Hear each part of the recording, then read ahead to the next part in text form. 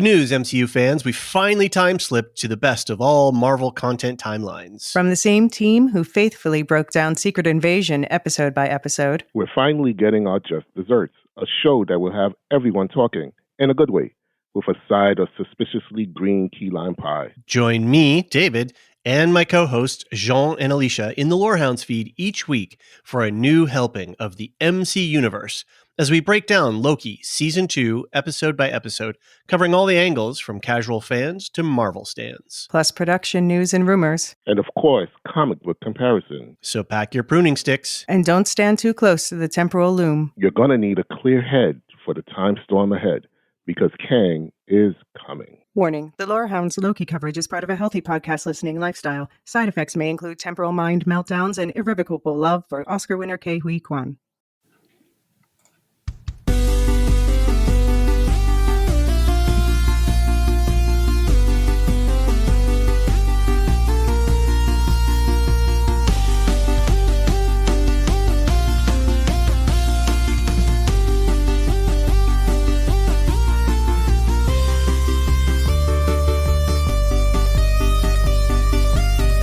Welcome to the MC Universe, where the Lorehounds, your guides to the multiverse and beyond. I'm David, and this is our bonus Halloween episode. I'm joined today by my usual co-hosts, Jean and Elysia, and we're going to cover the MCU horror special, Werewolf by Night.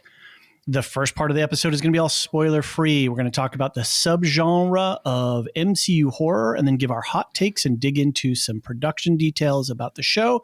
After that, we're going to get into the spoiler territory and talk about the show in detail. So if you haven't seen it yet, you can at least listen to the front side of this. We're skipping our usual intro, outro stuff today, real-life scheduling purposes, and we just want to get straight into the episode, because this is kind of a bonus special Halloween thing. Just quick reminders that you're welcome to join us on Discord if you want to chat with any of us and other Lorehounds listeners. You can also send feedback. You can send emails to mcu@thelorehounds.com or use the contact form or voicemail over at our website, thelorehounds.com. Links for all of those things in the show notes below. If you're interested in supporting what we do and you're interested in getting ad-free episodes, check us out at patreon.com. You can subscribe for as little as $3 a month or subscribe for the whole year, and we'll give you a 10% discount. And that looks to be just about under $33 for an entire year of amazing content. I mean, you can go out and have you can go spend some dinner and drinks money for cheaper than that. So if that's something of interest to you, check us out. Otherwise, let's go. Elysia, I just realized something. I didn't load up our soundboard with any spooky music or anything like that. You were in Spooktober. That works. You've been busy with your Edgar Allan Poe stuff, with House of Usher on the Wolf Shift Dust feed, and with Anthony on the Bookaloo. That podcast between you and Anthony talking about the influences of Poe on George R.R. Martin was amazing. It blew my mind. It was so good. Good. I'm most proud, though, of the book club where I did the full audio drama for The Fall of the House of Usher. Jean, how you doing? Yeah, I'm good. Okay. I'm you ready good. for, we're going to record our Loki episode. What I'm episode ready for that. Episode 4 tomorrow? Yeah, I'm ready for that. I got some extra listening to do tonight, which I'm looking forward to as well. And nice. Yeah, gonna get geared up. Cool. You guys up for some trick-or-treating in a couple of days? A couple of days as we're recording. I'm not sure when this is going to hit the airwaves. I mean, this is does not exist here. So that's right. Actually, we have something in November 11th called St. Martinstag, and then kids come around, but they sing, instead of just saying trick or treat, they sing like these really long songs. Oh, wow. just take the candy and go. Just take the candy and go. You have to stand there and listen to it, or can you just throw it out? Politely. It's like the same 3 songs. Yeah. Oh boy. Cool. Well, let's get into talking about Werewolf by Night. Elysia, you put together some notes for us. Thank you, as always, for doing this extra stuff. But before we start with our hot takes and then get into production details, we need to set the stage a little bit, because I don't think a lot of people, and I was one of them, who wasn't really aware of the whole subgenre of MCU horror. There's a whole world of horror within the MCU. And that's kind of a big deal, I think. No, I think it is. It's always been a big part of the comic books. So they've always been like these spooky, vampire, Frankenstein, werewolves, devil characters. It's always been a big part of Marvel Comics. They would have ongoing comics, not just, one-offs for like Halloween or special issues, but especially in the 70s, they did a lot of stuff around horror. It hasn't been coming into like the MCU as much until more recently because it requires, it often requires an R rating. Like we have now 2 things coming up, Blade and the Marvel Zombies. And these are going to be the 2 first MCU things with an R rating. This was the first special presentation, maybe one of the last. We'll see if this survives this format. And it was one of the first forays into Marvel horror, very closely connected, by the way, to Moon Knight, because Moon Knight first premiered in Werewolf by Night comic books. Right. Just one more point. I think, when you look back at Marvel Comics as a whole, like some of those characters very early on, you could argue they were horror characters, like the Hulk, yeah, definitely.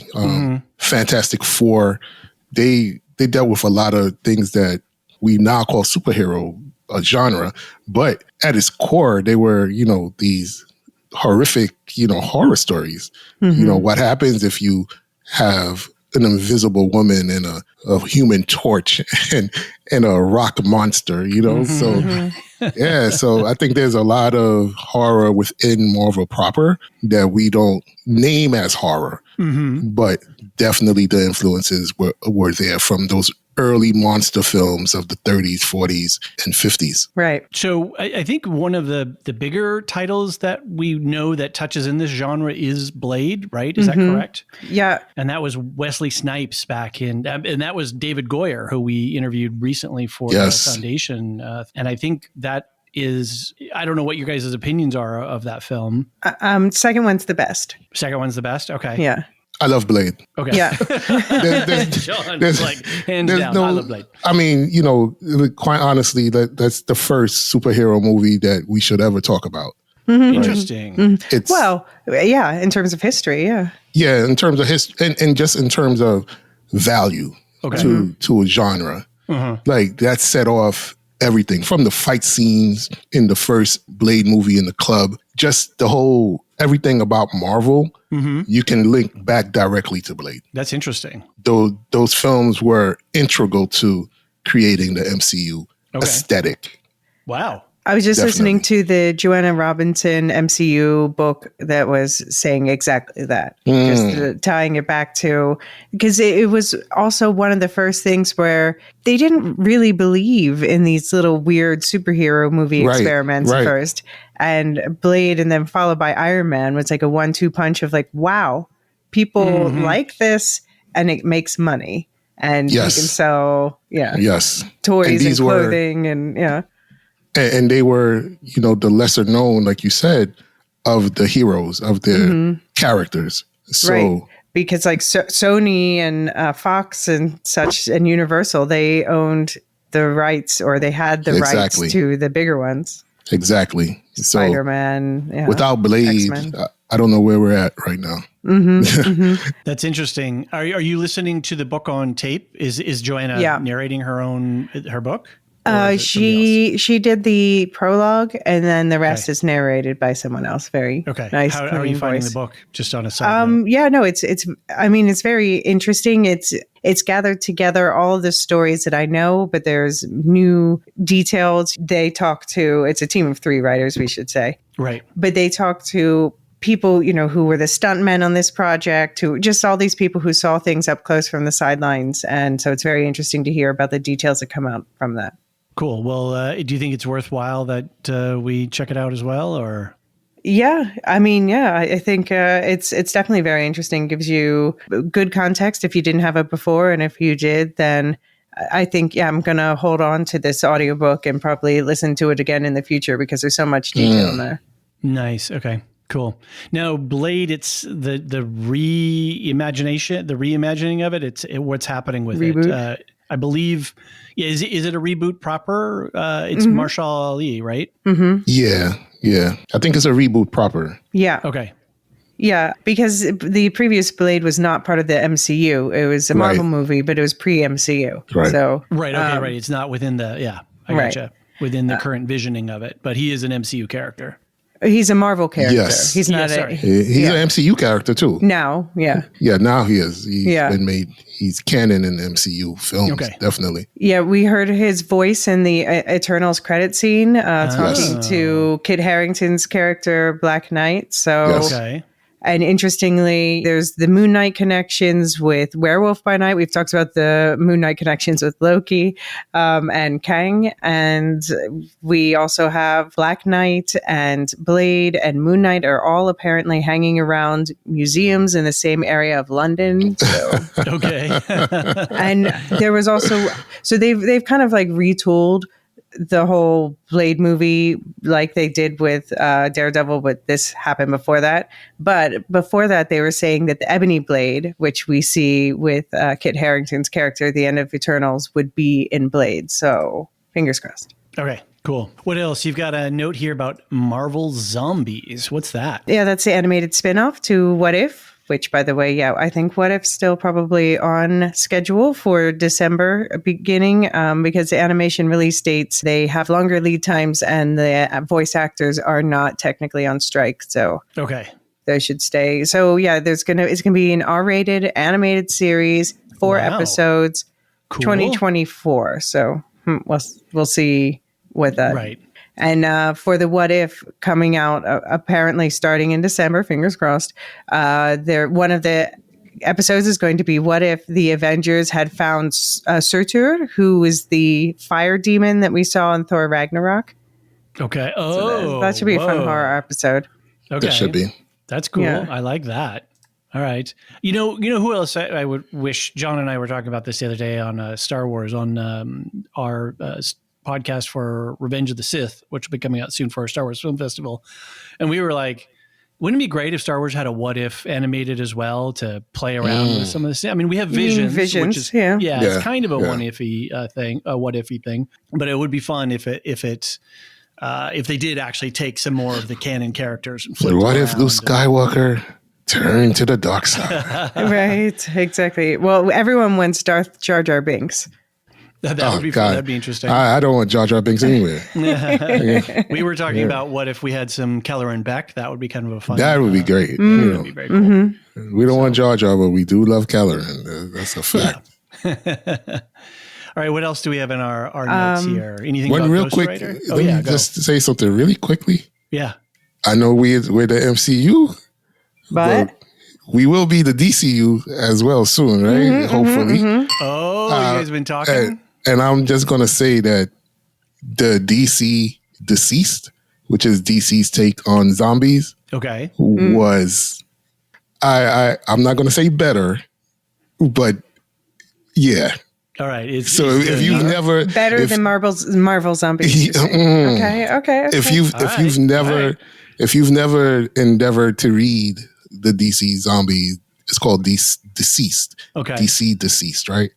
Just excellent horror. All right. All right. Yeah. Cool. All Really right. good A little stuff. teaser. Little for the teaser. future. Yeah. Really good stuff. And yeah, so we have also, did you guys know about like that there was going to be this whole thing before? We've talked about it in previous podcasts about how Marvel TV folded and the MCU picked it up and we started blah, blah, blah, blah, blah. But before all that happened, they were setting up something called the Adventure into Fear universe. Ooh, And so I like it. they released, did you ever see Hellstrom, Jean? Yes, I did. Yeah. I did watch it. That was the only show that actually got released from this plan. And then they were going to have... I didn't know that. Wow. And they were going to have the Ghost Rider spinoff from Agents of S.H.I.E.L.D. with Robbie Reyes. Okay. And they were going to have at least 2 more. And the idea was there was going to be like a big crossover event with Lilith as the main antagonist, who's the mother of all demons. Like, yeah. So I wonder if we might see, this is just pure speculation / wishful thinking, but I just wonder if we might end up seeing any of these characters in Marvel horror. Was it something akin to the Midnight Suns? Yeah, they were calling it Adventure into Fear, but I don't know. So they didn't there was call it. Yeah. There's a comic in, I want to say the 90s, that had Blade, Morbius, Werewolf by Night, Yeah. Doctor Strange, I think Ghost Rider. Yeah, but now, and there's a new version going on now with new characters in it, and it's actually one of my favorites. But it's Midnight Suns with a U in it because there's female characters in it too. Yeah. Okay. Yeah. I would take a Halloween special of Ghost Rider for sure. Yes, please. That would be awesome. I was kind of expecting that. I don't know. I made it up in my head that's because when we started talking about there was going to be a Halloween special or something, I was like, is it going to be Ghost Rider? And maybe that was just me projecting.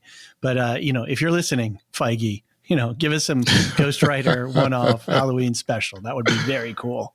Yeah. No, I want multiple Ghost Riders because there's like a whole pantheon of them. I want the Spider-Verse of Ghost Riders. They are. Ooh, that's interesting. Especially, but of course, you always want more witches, though. So, well, yeah. So, yeah, my favorite Ghost Rider is Kushala, who is also a sorceress supreme. So, okay. But yeah, speaking of witches, so there obviously there's the Darkhold Diaries that it's now called, the Agatha Harkness show coming up, and they kept changing the name. Yeah, I know. Whatever.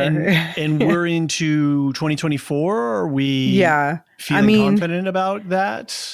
Nobody's feeling confident about any release dates beyond the Marvels, except I think the animated stuff's pretty safe. Okay. But yeah, Agatha and whatever that's called, and Echo, I guess, are the ones that are really right. And Blade was put on hiatus. Wonder Man was put on hiatus filming. Yeah, they scrapped half a season of Daredevil. Yeah, Daredevil. Yeah. So who knows what's going on? But if they're going to be swapping around and creating a more showrunner focused traditional TV sort of thing, like fine.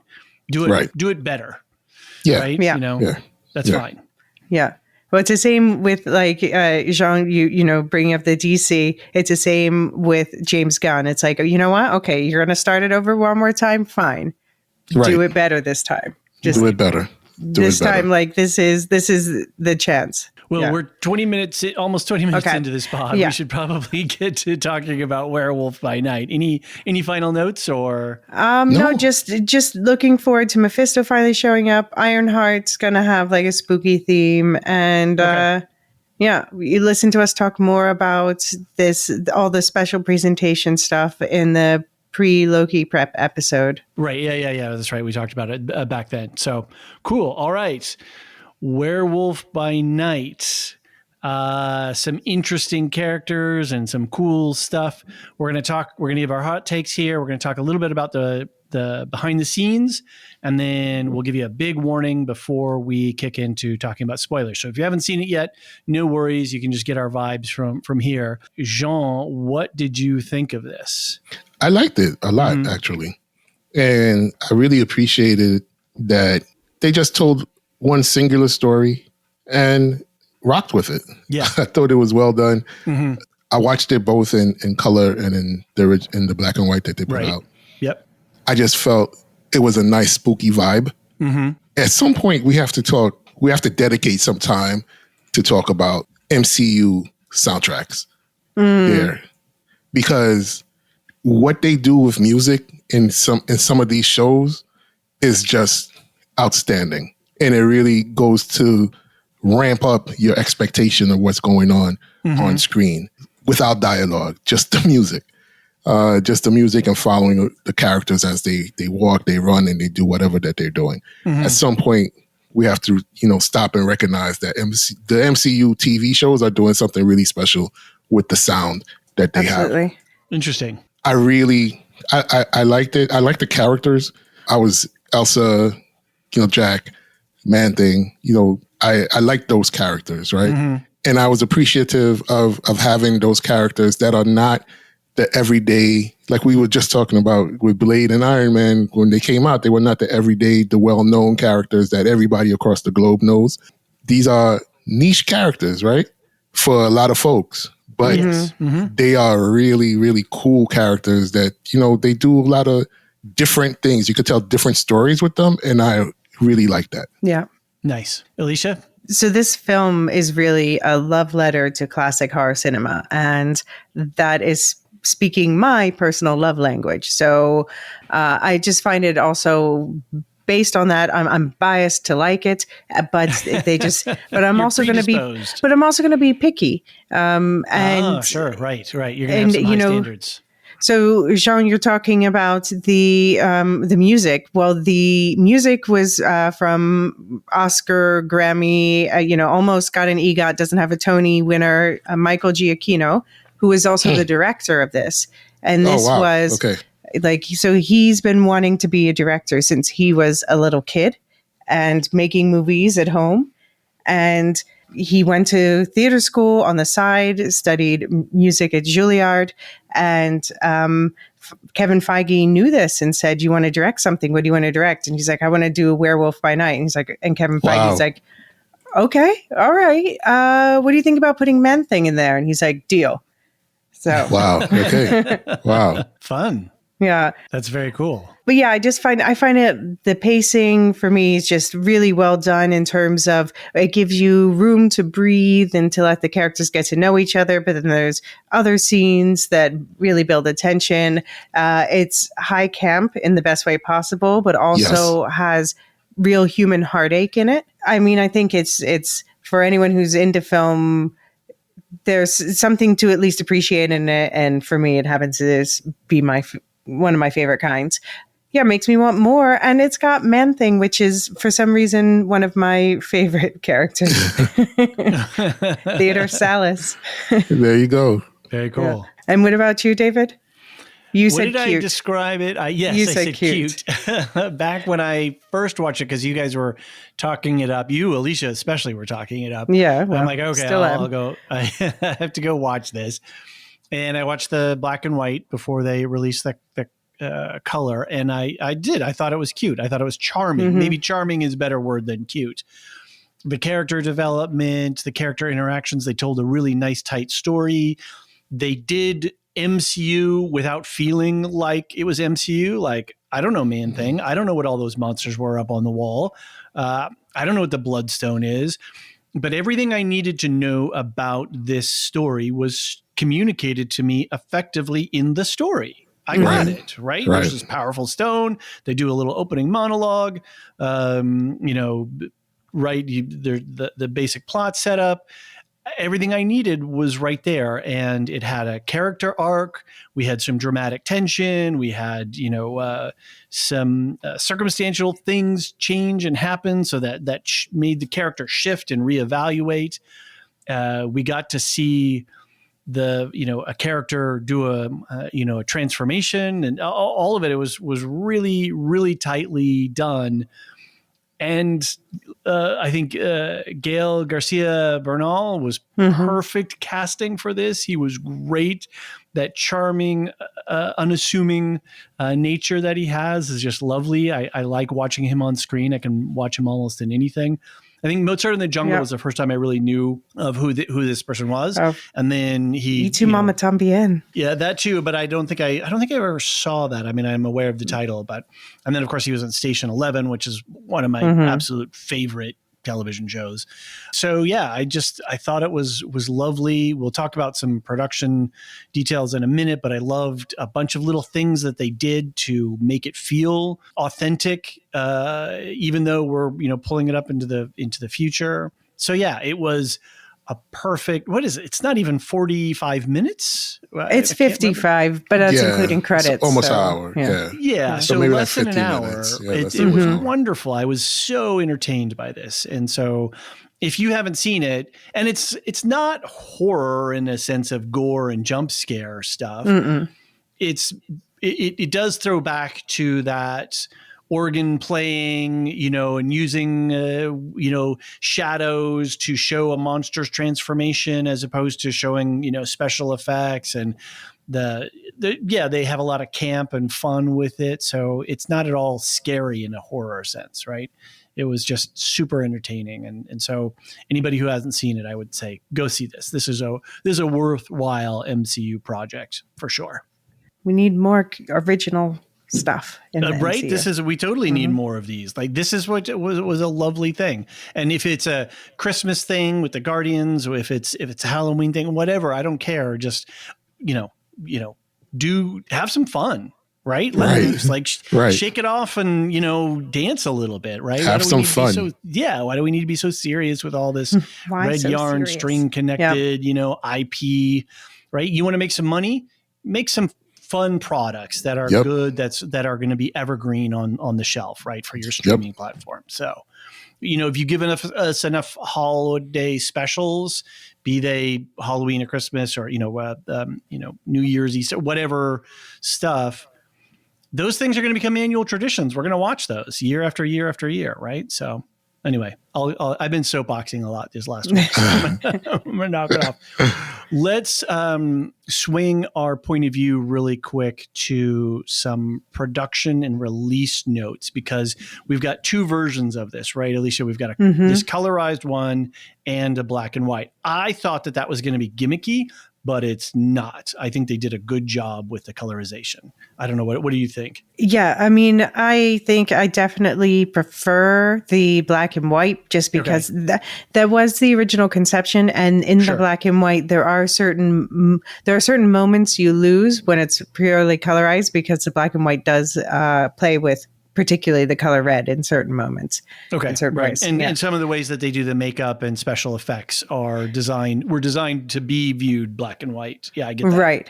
Exactly. Some of the strobe light effects that's all about black and white stuff. Right. And the artwork that they use and the set decoration. But the director, Giacchino, did note that they did think about what it would look like with color when he was filming. So they did have that in mind when they were doing, And the fact that they use Technicolor, well, they needed to, but but it keeps that like off kilter vintage tone that it's going for. So it keeps it in line. Even so, I prefer the black and white, but I'm glad the color exists, and I'll watch it again. Jean, do you have a preference either way, or both cool in your book? Or I thought they were both cool. Okay. You know me, I'm not I'm not as technical as the two of you are. Alicia's way more technical than I am. I look at the screen and I say, yeah, I like it. Oh yeah, I like it. It looks cool. Yeah. But no, it was, I think the black and white gave a different feel for me. It really because I was a kid that used to watch like the old Dracula movies, old Frankenstein movies, the werewolf movies. Like I watched those things repeatedly. So it was nice to feel that again, while watching this. Right. And knowing it's like, this is really a callback to my childhood. Sure. Right. Nostalgia, right? They're hitting nostalgia button. And that's the real point. Yeah. Yeah. In my parents' bedroom, watching black and white TV, black and white, because we didn't have color TV. When I was growing up, I didn't have one. It was Jean Vision. Until, basically, right? And just watching it on my parents' bedroom's little screen. And I remember that feeling, and I watched it. When it first came out, I watched it at night. It was late. And it was really cool to be stuck in a time warp going backwards, for that 50 minutes or so. When I watched the color version, I thought it was just like, wow, this is for someone who appreciates, that language. It looks really great. Right. Right. It looks really great because there are folks who really appreciate that sort of visual style. Right. Right. They'd like to see, flash of color here especially with the bloodstone. That red resonated with me. The pulsating that it did resonated with me. Right. Or when the magic. Yeah. Well, we got to be careful not to do. Sorry. No, we're okay. But it did resonate with me in color. I think some scenes more than the black and white did. Right. I thought that the colorization was just going to be a gimmick. Like they filmed it, they desaturated it, called it black and white, and then, we're going to release a colorized version and we're just going to flip the color back on and, call it good. But then when I was watching it, I realized, oh no, they filmed it in black and white in the sense that regardless of whatever the camera's sensors were capturing, they built their vision of it and the sets and like you were saying, Elysia, of all that stuff was designed to be black and white. So when they colorized it, it wasn't just a cheap trick of flipping the color switch. And I really do appreciate that they made it Technicolor. Mm-hmm. And they did that sort of comic booky feel that we talked about with the Spider-Verse, where it feels like colors are bleeding off of each other ever so slightly. And it feels a little bit rough and it feels a little bit hyper. And it's really, when it's dark, and when it's colorized, it's colorized. It gave a really nice vibe to it. Yeah. The one thing about the black and white that I didn't like was that it was a bit of a softer gray palette for this is just my personal black and white taste. Okay. I like high contrast black and white. I don't like smoothed out, So I felt it was a little bit soft there. I would have liked the blacks to be a little bit more punchy, but. Yeah. Well, so it was, so the black and white was specifically a nod to the classic Universal horror monster movies of the 30s and 40s. So they were going for that. Easy tone gray. Mm-hmm. Yeah. And then the color, he was going for the Hammer film productions, the monster movies, the Gothic ones from the 50s and 60s and 70s that had, in his terms, saturated colors and stark lighting. Yeah, that's and that's what we got. They did a nice job. And I too, Jean, we grew up, I remember black and white TVs, and I remember when we got our first color TV, it was a big deal. It was a big deal, or your relative who had a color TV, you go over to their house, Uncle so-and-so, and you're like, yeah, watch the big console TV. So yeah, lots of black and white viewing. So it was fun to feel that nostalgia that they were playing with there on both sides of that. Two of the things that I really appreciated too, what they did, and I noticed this in the sort of opening credit, but then noticed it throughout the film. They kind of they made it so it was sort of shaky, almost as if the celluloid of the film against the lens of the projector was moving, and you get that weird and so shaky, shakiness, and they recreated that. And then the other cool thing I noticed, did you catch it, Elysia? The Q marks, the Q marks, I was like, I saw that, I was like, oh no way, they did it. Which is wasn't expecting it all. How they would have projectors line it up. Projectors, So they would so back switch in the day reels. when you had multiple projectors, the camera operator had to know when to switch from one projector to the next. And so there were these little blips usually up on the right-hand corner. There's a great Wikipedia article about Q markers. That was just a fun little nod that I jumped when I saw it. I jumped higher when I saw the Q mark than I did than any jump scare that was in That's funny. show. That's great. That's great. Very cool. So you guys were talking about the score. So we kind of talked about the composer already, right? Anything else you want to add? Yeah, I need to make a pitch for people to watch Director by Night, which is the documentary that was made by Anthony Giacchino. So the director / composer, Michael Giacchino's brother. Anthony is also an Oscar winner for his for a documentary short called Colette. So this is actually one of my favorite documentaries in the whole world. But of course, I have a bias. It's about, it's a documentary that anyone who loves film should watch. Okay. So for example, I watched this before I watched The Fabelmans, which was the Steven Spielberg semi-autobiographical movie that did really well in the award season last year.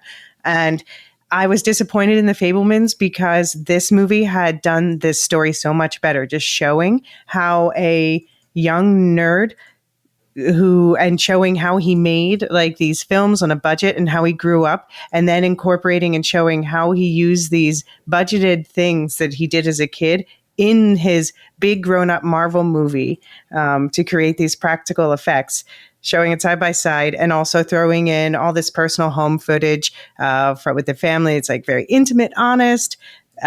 This family has so much personality. Like, I will protect the Giacchinos with my life now. And that's mixed in with like this sort of fly on the wall, on-set footage. So no talking heads. You just kind of get to look over the creator's shoulders and see how things actually look and how things are actually made. With the great soundtrack. I just added it to my watch list on Disney. Yeah, it just makes my heart feel really full, leaves me on a high. So I highly recommend it. But definitely watch it after the film. Okay. If you haven't seen the film, because, spoilers. Smart. All right, Elysia, you got a plot summary here for us? You want to take us through summarize the story for us? Oh, and this is it.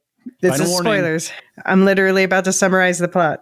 Pause it, come back, and check us out. We're here for you. So, Big Daddy Monster Hunter Ulysses Bloodstone passes away after a very extended long life. They didn't even talk about how long it is. In lieu of leaving the family's mystically powered bloodstone to his estranged daughter Elsa, his widow summons 5 experienced monster hunters to compete to the death for the powerful artifact. The one racking up the most kills there is the mysterious Mexican Jack Russell.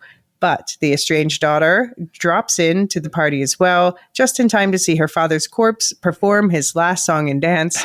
Literally. He's incorrigible. And to begin the hunt.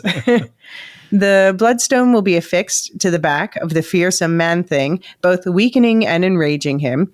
Fear him, and you will melt at his touch. Luckily, Jack, and thanks to him also Elsa, do not fear him because Jack is his close buddy. This is his close buddy, Ted Salas, and Jack is there to spring him. So he and Elsa team up to get her the stone and them the exit. And after a flirty lockdown in a crypt, they half succeed, but wicked stepmother Verussa arrives with her goons, taking both Jack and Elsa down and outing Jack as a monster himself. She locks him in a cage, thinking she's solving 2 problems in one, but Jack is determined not to hurt Elsa, and everyone else is fair game, though, and Man-Thing shows up to take Verussa out, especially Verussa. So Elsa ends up at the Bloodstone and her father's estate, and Jack can grab some coffee with his bestie Ted in the swamp, and the promise of a future team-up lingers in the air.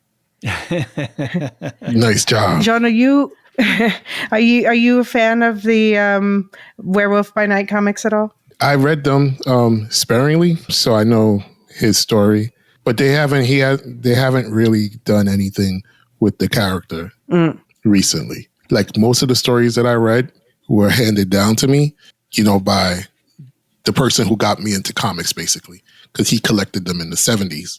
So when I got those comics, I read them. But I never really collected his comics because when I started collecting comics, they didn't have. Marvel kind of moved away from doing that stuff that they were doing in the 70s for whatever reason. I don't know why. Wasn't selling as well in the optimistic 80s. 90s. Well, I think maybe moving away from those subgenres from those 70s. The 70s were really, when you think about film in the 70s, it was different from what they were producing in the 80s. So I think Marvel took the cue from what popular culture was doing and moved away from telling stories like Blackula and stuff like that I would watch, right? It's interesting because the 70s were a time when pop culture really exploded, both in television, on screen, I think in comics. I mean, we had comics going back a long way. But did we have the diversity? I don't know. Is it a technology thing? Is it a post? I mean, and I'm just thinking of American culture. So yeah. So am I. My point of view is limited in that regards. But I just feel that was a time of a overproduction. I don't want to say over in a bad way, but just like production across the board, no matter what the medium was, inflated enormously, and we were producing a lot and shipping a lot out. And obviously, from both television and cinema, we have some of the biggest things ever produced were in the sort of 70s period. That's true. But I think the types of things that were being done changed in the 80s. I agree. Right. And then the market started to shift, and we started to see what people's interests were. And as tastes evolve, right. We're going to shift. So I know nothing about Werewolf by Night. I know nothing about Swamp Thing. Man-Thing. See? Swamp Thing is DC. DC. Yes, exactly. But Man-Thing was first by like there you a couple months. So let's talk a little bit about who these characters are. Jack. Who is Jack? Where does he come from? What do we know about him in the MCU? Jack's a werewolf. Yeah, Jack Russell. Get it? Jack Russell. Jack Russell. Yeah. Yes. Very funny.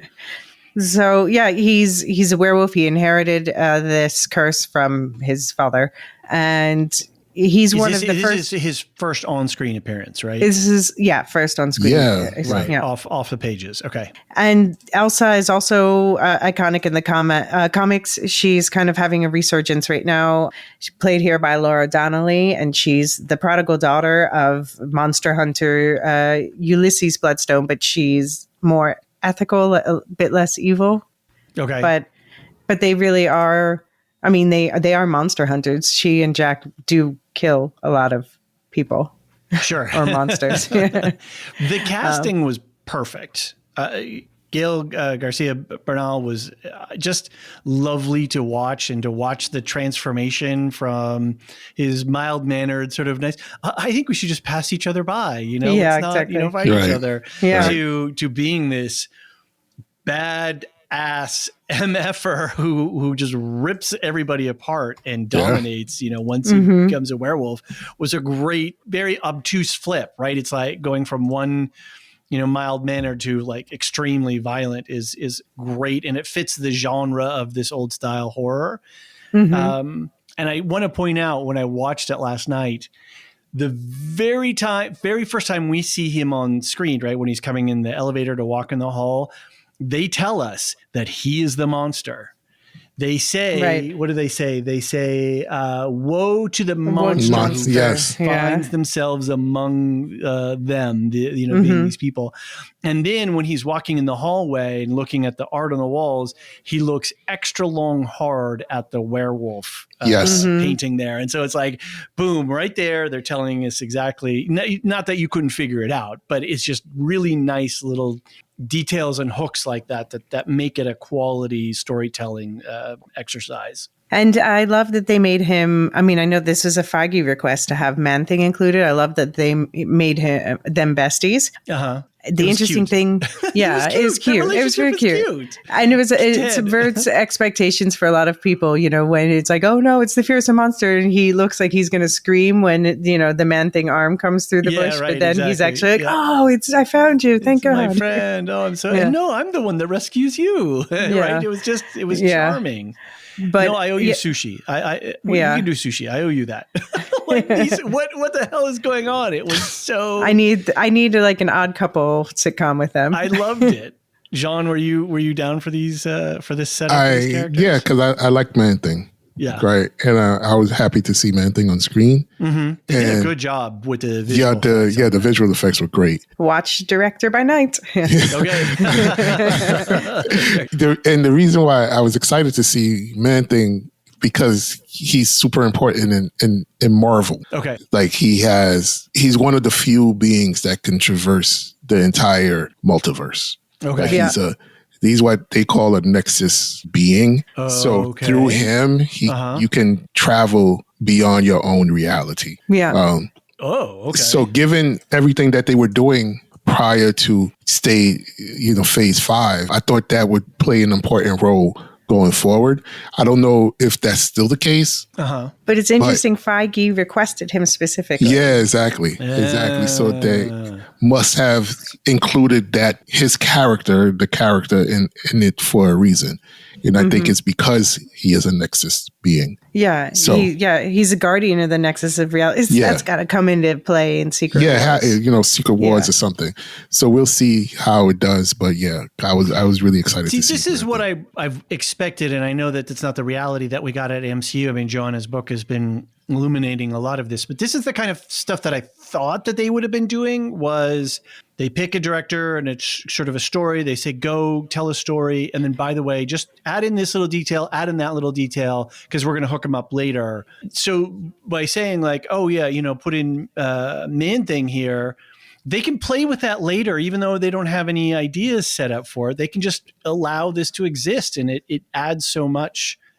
I don't know anything about Main Thing, but it adds so much to the story then to realize, oh, wait a minute, that was that and that and that, right? I mean, I think they do that, but I think that's what Feige wants to do. Yeah. That's my impression. But then the studios have, they're like, well, how are we lining up our most bankable characters? And right, yeah. It's this whole thing that they need to show a return on investment. Anyway, moving on. How did the romance work for you guys? The romance between Jack and Elsa? Mm-hmm. I thought it was fine. I'm glad it wasn't overly romantic. It was, they were nice to each other. They developed a cooperation. They developed some intimacy in the intensity of the action. But I didn't need, I like that she didn't need to be saved and that he wasn't a lecherous scumbag, right? It was nicely balanced, and he gave her the due respect that, she's earned, and they had a good adventure. They relied on each other a little bit. So I felt it was nice. It was refreshing in a way. I guess it adds to the charm of it for me. It wasn't like, oh, we have to ship these two and the one has to be saved by the other or anything like that. No, it was appropriate, I thought. I thought so too, and it made sense, right? Because you're talking about a couple of hours here. Yeah, One night. They just met as a couple of hours. She's a monster hunter. He's a werewolf. You know what I mean? So it made sense in the way that they portrayed their relationship upon meeting each other. There was nothing about it that I said, what are they doing here? You know what I mean? Right. Yeah. So exactly. Just watching them, how they talked to each other and how they moved around each other, it all made sense. And one of my favorite scenes, probably top two of my favorite scenes, is his transformation and her horror at his being at his transformation. Like that showed everything that you needed to know about where she's at, where he's at, right? Basically. Right. Because you don't see his face, but you see it in her. You know what I mean? And he told her. I didn't think about that. That's a really good call. And he told her not to break eye contact. So she's just looking, she's got her eyes locked on him. And he didn't mean it in that moment. It was later that you realize when he meant it, right? When he's about to go feral on her and she didn't break eye contact. Right. When he was about to rip out her throat, he didn't break eye contact. Right. He meant in that moment. But when he was transforming, she couldn't take her eyes off of him. It's really subtle things. You know what I mean? And it just made sense. Yeah. I thought it was really cute too when he's sniffing her. She's like, what the hell? Did this work? Like once. It's a perfect line delivery. It's such a tease because you could give us a whole story about that later. What's this once? What Right. I love that they were two outsiders together. They were the two misfits at this gathering, even though it's a gathering of misfits. Right. Yes. Yeah. Interesting. You know what I also found interesting, because I think we're about to start talking about the villain side of things here, was that the monster hunters, if you looked at some of those heads on the walls, those were pretty horrific things that I don't know that I'd want, wandering around my neighborhood, at any time of the year. And so what do, though? They effectively destroy a whole cadre of monster hunters. Not that those people shouldn't have had some check or something. They're monsters in and of themselves. And I think we get that vibe when we're going around the room when they walk in and we get the setup for this. These are the monsters. Yes. Right. As much as those things up on the walls are monsters. But and are those things on the wall monsters, really? Yeah. I mean, because Jack could be on the wall, and exactly. Is he a monster? Right. Yeah. But some of those things look pretty monstrous. So, I don't know, what am I supposed to do? I'm just a mortal human, right? Right. And that's the question. Right. That's the and question. who are these monster hunters to have this power and to do this stuff? Great. If you're protecting us, lovely. That's wonderful. But we can see that when you get too far off in your own little enclave and you're not connected to society, power starts to change the way you perceive and the way that you operate and the freedom at which you operate with, a la Sokovia and what was the other town where they blew up was it the start of Civil War where they the whole building? I think they were in Africa. Yeah, they were in West Africa. I forgot what country. Yeah, in West Africa, but they were in Africa. I know what you're talking about. Yeah. Can't remember where. Right, this thing where these superpowered people, gods, right, whatever they are operating. And that's the whole Sokovia Accords question, right? Like, what are the controls that we have? You are a walking nuclear weapon.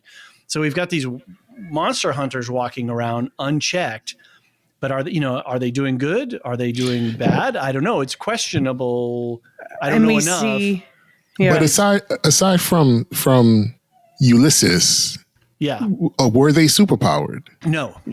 They all seemed very human. Just badass, They're operating above. They're operating extrajudiciously, right? There's no controls on, and there's no transparency in what they're doing or how they're doing it.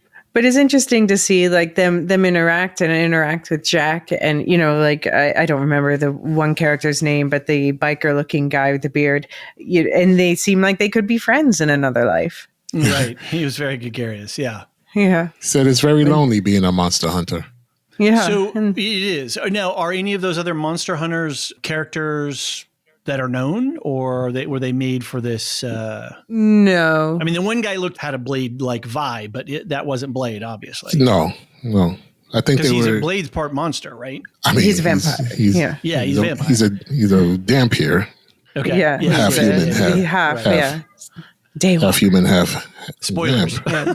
Didn't already know that. If you didn't know, spoilers for the premise. Yeah. Sorry. That'll be revealed in the first scene, I assume. Yeah.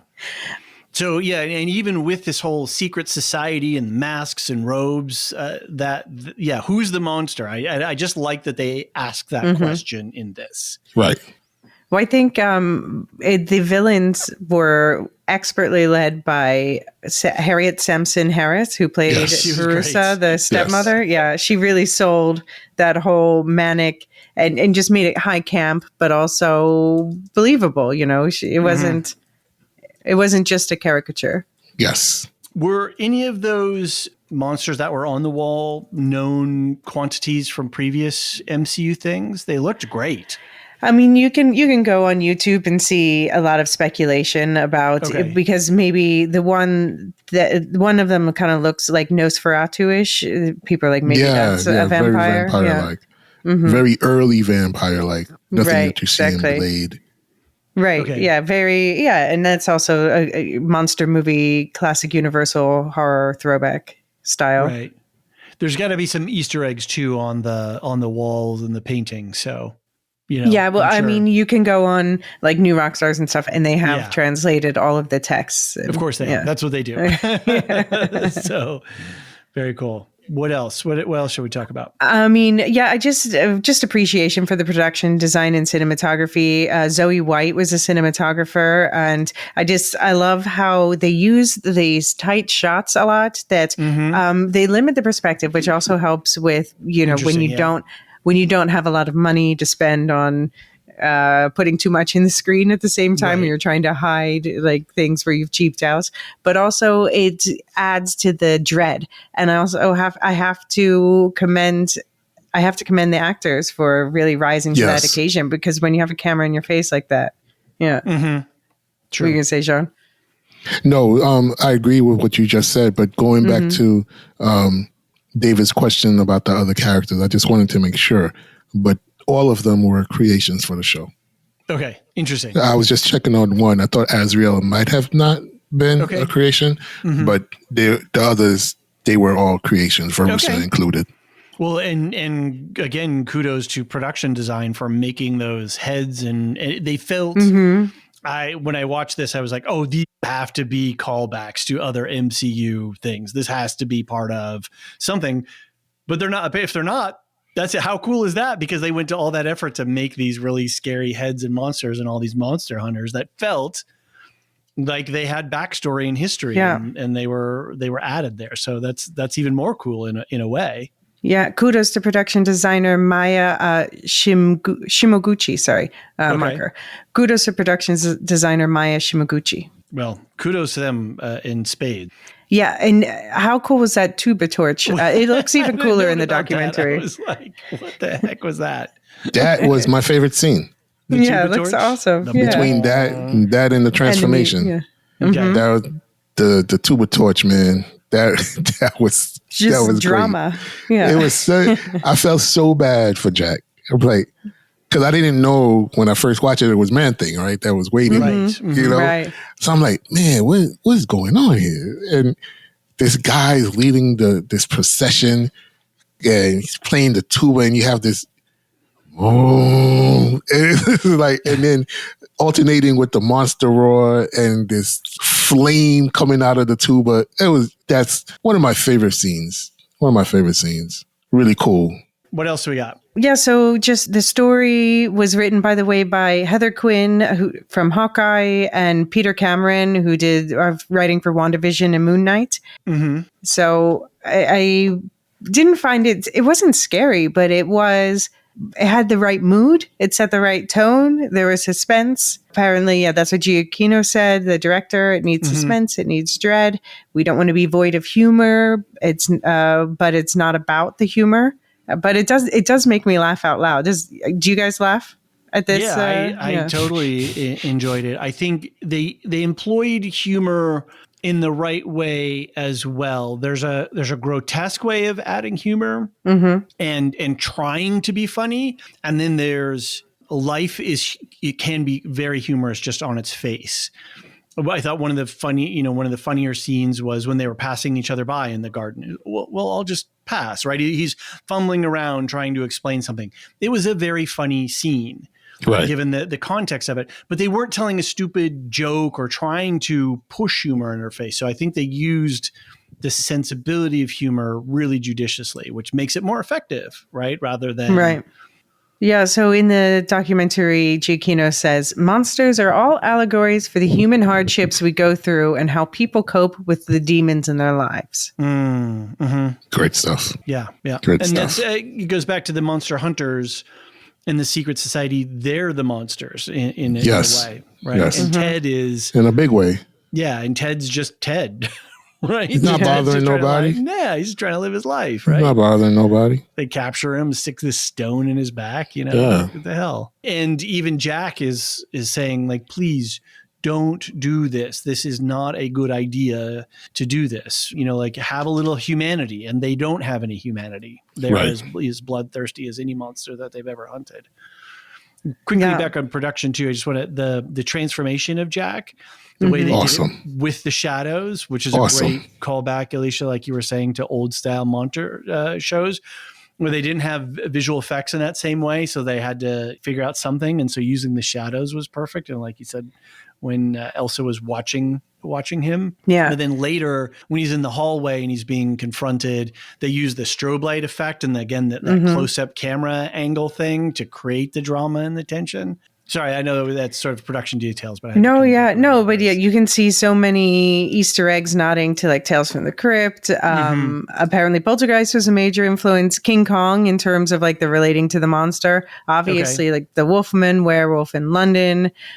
Yeah. Twilight Zone, film noir. Like they've just really leaned into film and particularly horror film history, which is one of the reasons why I love it so much. Right. It's because it's like you said, I think at the top, it's a love letter to that genre and that style of filmmaking. So, yeah, and it's cool. I think it's great that they were able to package in all of this MCU stuff on top of inside of this. It feels really, it's got a depth and a richness to it and as well as all that connectivity. So, yeah, I think it's really well balanced. Yeah. So I hope we see more Man-Thing, Werewolf by Night, and Elsa Bloodstone. Yes. Hopefully. Jean, do you think that the red from the Bloodstone, do you think that could have anything to do with chaos magic? Yes. The Wholeheartedly. one place that they did splash out on special effects, on visual effects, besides Man-Thing with the acid smash, whatever, was with the Bloodstone magic when she forced Jack to turn. They really did use, they splashed out on some visual effects there. I totally think it's chaos magic. And again, I was just thinking about the linkage to Scarlet Witch, the linkage to Multiverse of Madness, all of these things that, seem to fit together in a way. So I really hope that's what they were playing on. But again, and Wanda is a Nexus being herself, right? As we saw in Doctor Strange, she knows how to tap into different universes herself. So she is a Nexus being. So is Doctor Strange. Interesting. I just hope that it doesn't have to be in Secret Wars for it to play out. You know what I mean? It doesn't have to be in the next big Marvel thing. It could just be another self-contained thing, and that would be cool. Okay. And I really hope that we get Jack's niece, Nina Price, who is vampire by night. And she has inherited her uncle's curse, but then also gets bit by a vampire. And she's recruited for Nick Fury's Howling Commandos with Man-Thing and with Hit Monkey. So actually, that's how I kind of started reading Howling Commandos, is because I went in through the Hit Monkey Man-Thing backdoor. But Hit Monkeys, we discussed recently, is licensed out to another studio. But come on, let's get some Vampire by Night. She's awesome. She's one of my new favorites. Yeah, let's play, right? MCU play. Like let it, take the shackles off here. Let's have some fun with this stuff. And the last thing I'll say is that there is a Werewolf by Night comic run with Elsa Bloodstone. It's a limited series. I haven't read it yet. I'm waiting for the entire thing to play out, and then I'll just get all the books. I think they're on maybe issue number 3 now. I believe it's 3 of 5. So if you want to check that out, definitely check that out, because I think they created this directly because of the success of this show. Nice. Well, anything else? No, just have a spooky Halloween. For sure. Yeah, check out Elysia did multiple coverage of the Fall of House of Usher. You had a podcast with your sister. You were on with awesome. John from our Lorehounds. You were on with Anthony from Bookaloo. So great. I started to watch, I'm up through halfway through episode 3. Oh, yes, yes. And the audio drama. I forgot about that. Yeah.